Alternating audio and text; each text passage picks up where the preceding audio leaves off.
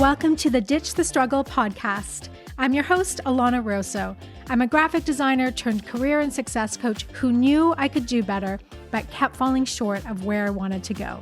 But after years of exploring personal and career development, business, money mindset, and energy work, I'm here to tell you that yes, you can move from stuck and defeated to empowered and confident.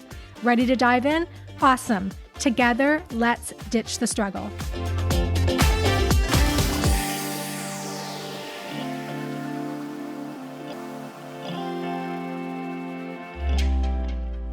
Hi everyone, welcome back to Ditch the Struggle. It's Alana, and today is a story about letting go, making decisions that are hard, to leave things behind that you no longer feel you need to have in your life. And what am I talking about? Well, I've decided to not renew my membership with the Association of Registered Graphic Designers and to let go of my RGD, which is Registered Graphic Designer designation. And I did this at the end of April 2024. So why did I do this? Well, I need to preface by saying that I am a huge fan of the RGD, love the organization, everything they do I think is amazing. And I have loved being a member. So if I have loved being a member, why am I choosing not to be a member right now? Well, I'm going through a lot of shedding. I feel like I'm letting things go. I really am trying to think of what in my life I can let go of to make my life more full of ease, more full of grace, more into alignment. How can I ditch the struggle? Literally, this is why we're here. This is why I'm here.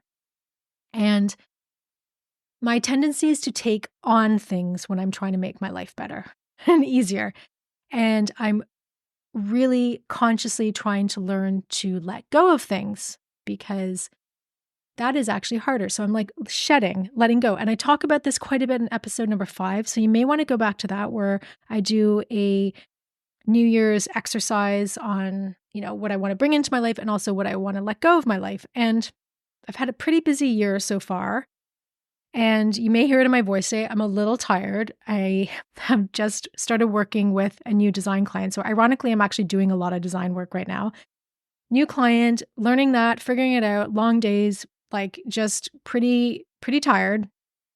But I wanted to come on here today because this experience of letting go of this membership has been pretty deep and there's a lot to it. So why would I let go of being a member? Well, I kept getting the emails to renew my membership in January, and I was feeling some resistance. If I'm honest, last year, I wasn't sure whether I wanted to continue being a member. And that really is because I didn't know how involved I wanted to be. I gave a lot, and I've given a lot over the last year. I've done a lot of presentations, and the opportunities have been amazing. So super grateful for those. And I did the group coaching program with the RGD members last year. We ran it twice. I loved it. I think people got something out of it. But I knew I wasn't going to do it again this year. I'd already decided. It was a huge amount of energy. If I run the program again, I'm probably just going to do it through my own coaching company. And I knew I was going to have a limited bandwidth for working with the RGD this year. And I have just been mentally kind of pulling away from the design world. And as I said, kind of ironic since I'm doing quite a bit of design work right now. It goes through phases. And I did consciously decide to take on a bit more design work this year because I got quite burnt out from coaching in 2023. I mean, I just did so much and so many different programs. And I was also involved personally in programs I was being coached in. So it just felt like coaching overload. So stepping back a little bit, I'm evolving my company and figuring out what that's going to look like. I just launched my new website about 6 weeks ago. So it's evolving. There's still more to come. But the design world is something that I'm kind of pulling back from. But here's the thing. I really needed to get this RGD designation back in 2017 when I got it because I was coming off the heels of 2016, wasn't feeling very confident at all. Just that was the rough year. I talk about this in multiple episodes. 2017, I'm at a new job. I'm building myself up. Part of building myself up was doing the Toastmasters and also getting my RGD. Doing the RGD was something I had thought about, talked myself out of it, thought, I'm not good enough. Why do I need to be a part of this? Is this an elitist organization? It's not. But, these are the things that go through your mind. And then there's also, from a practical, logistical point of view, that you have to get 6 case studies together. You have to present them. You have to study for an exam.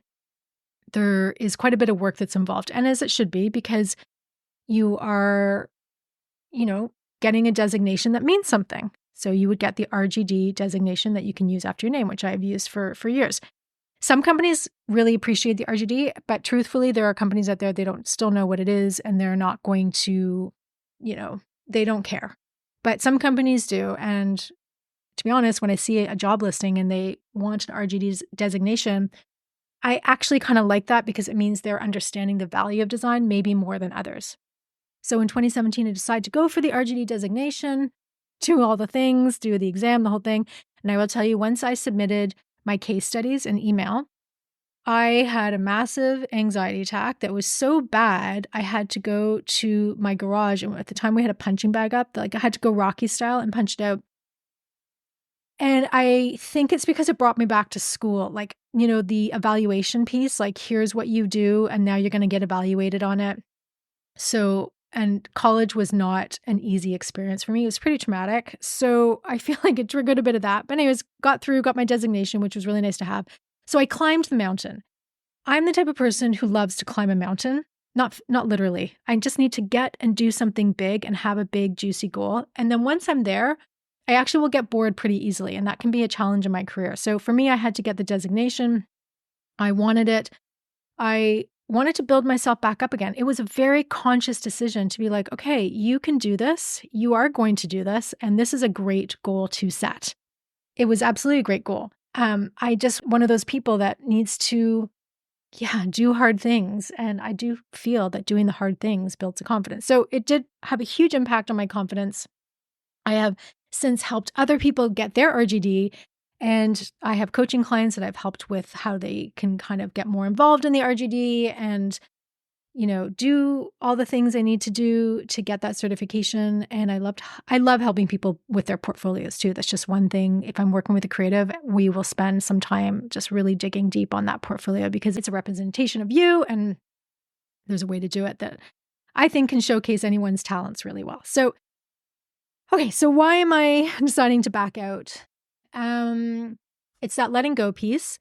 And then there's something that I've been thinking a lot about, and it's that graphic designers struggle a lot. And I have spent a lot of my time and energy cheerleading designers, helping them advocate. I'm obviously learning to advocate for myself, building people up.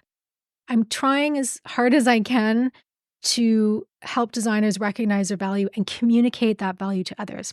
But here's the thing. There are companies out there, there are people out there who will never value it.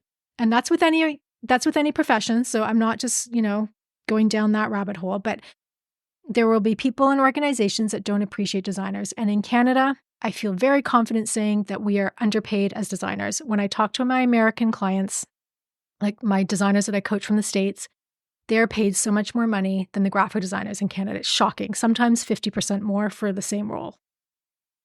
So it's disheartening.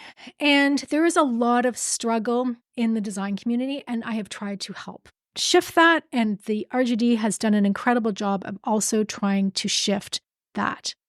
But when I think about the design community, when I think about the design world, it feels like struggle. There is a collective energy of struggle within that world. Yes, there are some designers doing amazing, rocking it, famous, doing the things. They're speaking to design thinkers. But the majority, they're not. The majority are overworked, underpaid, and kind of spinning their wheels and creatively frustrated. Maybe this is a very negative blanket statement, but and there's pockets of amazingness, and there have been some amazing parts of my design career. But I'm looking at it from a 30,000-foot view right now. And from my view, I see the energy of the design world as being very much connected to struggle. And what am I trying to do? Ditch struggle. So right now, at this point in my life, I want to disassociate a little bit from the design world. and that collective energy, because I don't want this year to be about struggle for me. And I can feel myself going down a little bit of overworking path right now.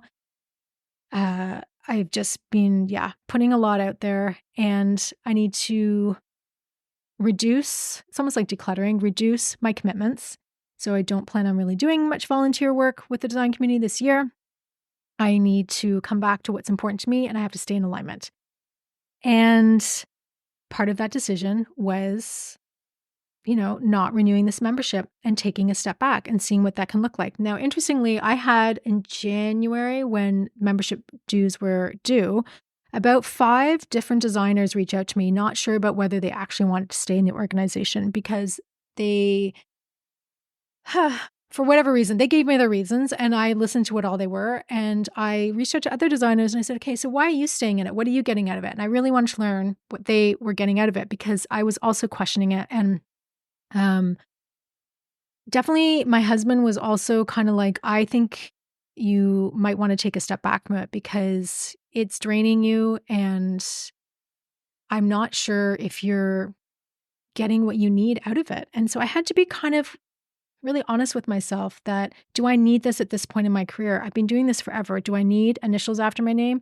No. And actually, I'm kind of going through a phase of like not giving a shit about initials, formal education, any kind of organization. Like I'm just not interested. I was very much focused on getting my ICF, International Coaching Federation initials, which you get like a ACC accredited certified coach, and then you can go up the levels.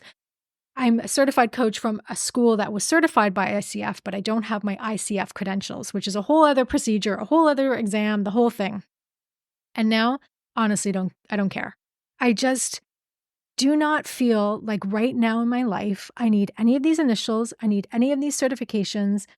I believe in organizations that are helping to shape the way that these industries are formed. Like, I do love that I understand the ethics of coaching and by the International Coaching Federation. And I love that I understand also the ethics of being a registered graphic designer and have best practices in place.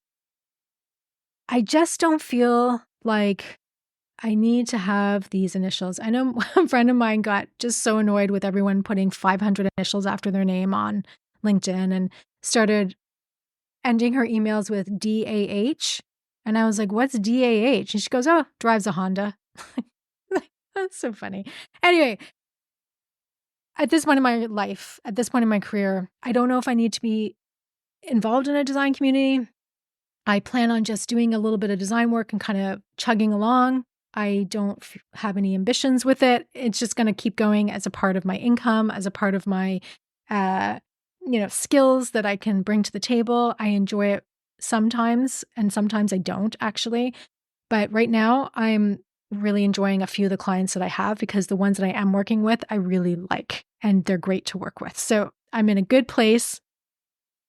I don't have too much time to hop on webinars and do a lot of training, and any webinars and training I'm doing is more in the coaching, personal development world. That's where I still want to keep learning. I spent the whole morning, 4 hours on my Kindle, just deep diving into a personal development book, and that just makes me so happy. So I'm definitely not going to be sitting on my couch on a Sunday morning listening to graphic design webinars and things like that. That's just not where my head is. So it's letting go.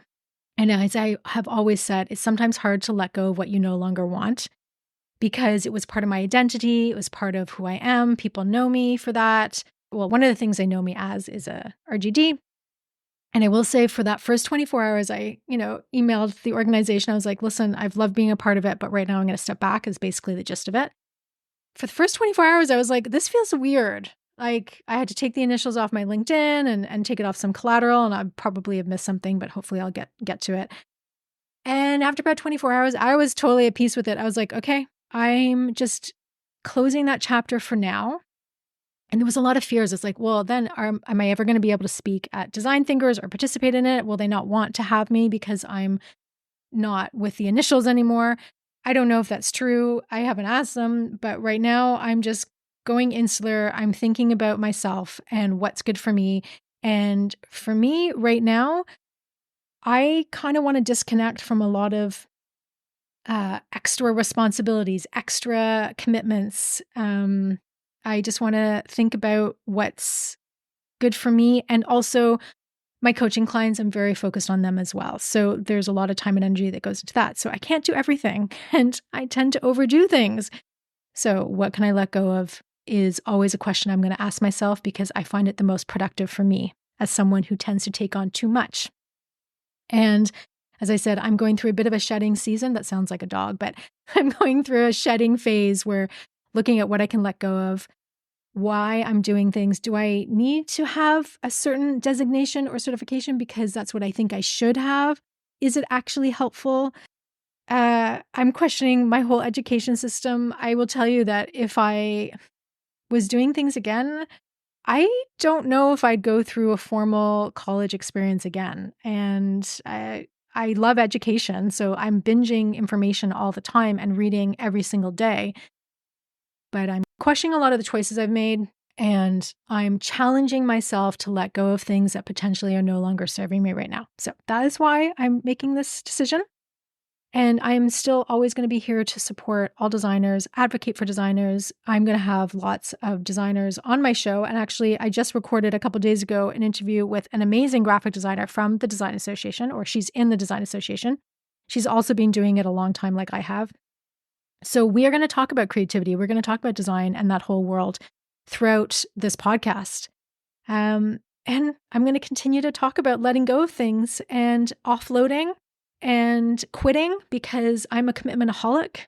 And I think being a commitmentaholic has got me really screwed up in many ways. It has made me tired. It has made me resentful. And that's one other thing I want to mention is that when it came time to pay the fee to renew my membership, I was really feeling a lot of resistance. And I was like, okay, I kind of ignored it for a while because I had so much going on at the beginning of this year. It's been a busy year. And then I was like, okay, I need to really think about this. Like, what is the resistance? And one of the things I've been doing as I've been looking at a lot of my money patterns over the last decades, I can't wait to do episodes on money and all that. I haven't even gotten to that. There's so many things I want to talk about. But I really have been looking at how I feel every time I do a money transaction. Because money is energy. And so it's an energetic transaction. So you're giving money as a form of energy to something. So I was resisting paying this membership, and I started to get curious and dig deep on it. And I was like, I don't know if I need to spend my money this way, because I don't know if I want to actually be energetically attached to this collective energy. So I was using my energy to connect to a collective energy. Is this making sense? And I was feeling resistance about it because I do not feel that I need to connect to that collective energy right now. And by using my money, I was saying, yes, I want to be a part of this. And right now, no, I do not need to be a part of that. And so I feel like that was a huge part of the resistance. And I'm really enjoying this process. And this is something to take away, even though this is not an episode about money. Is just every time you're spending money on something, how do you actually feel? Like really checking in. For example, when I have to spend money on things for Dolly, my husband's just off now going get her fancy CBD oil and her fish oil and all these things. And gosh, we like all these things. And I love spending money on that stuff because I feel like it's just, I'm supporting her and I just feel joyous. I don't care how much it costs. I really don't. I just feel really good about it.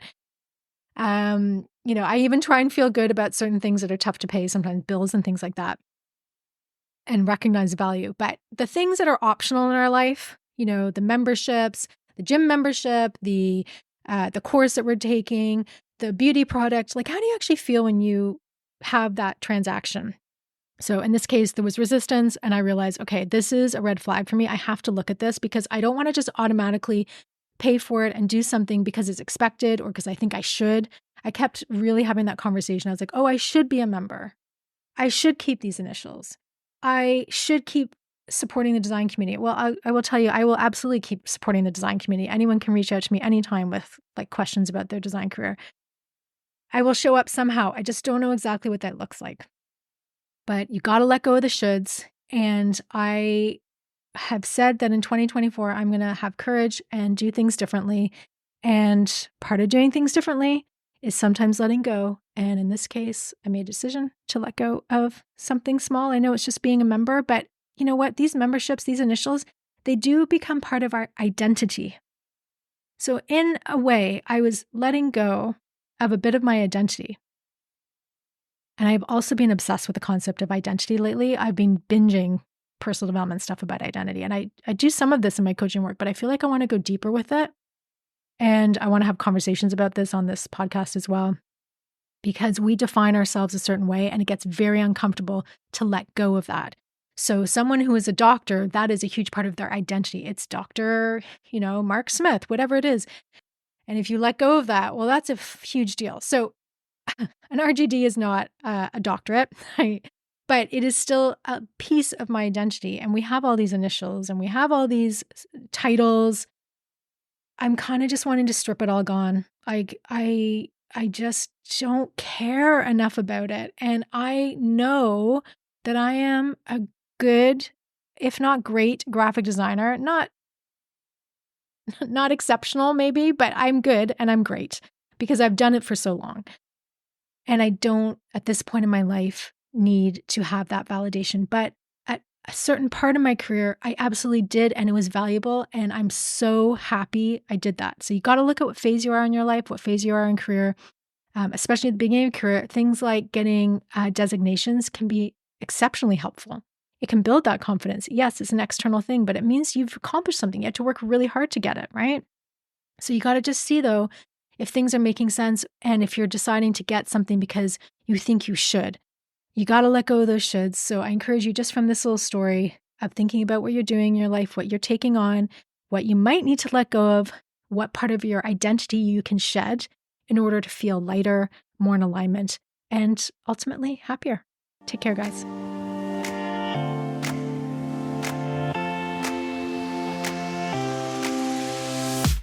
Thank you for joining me today on Ditch the Struggle. You showing up here means so, so much to me. To dig deeper into the topics discussed today and to learn about my work, visit alanarosa.com.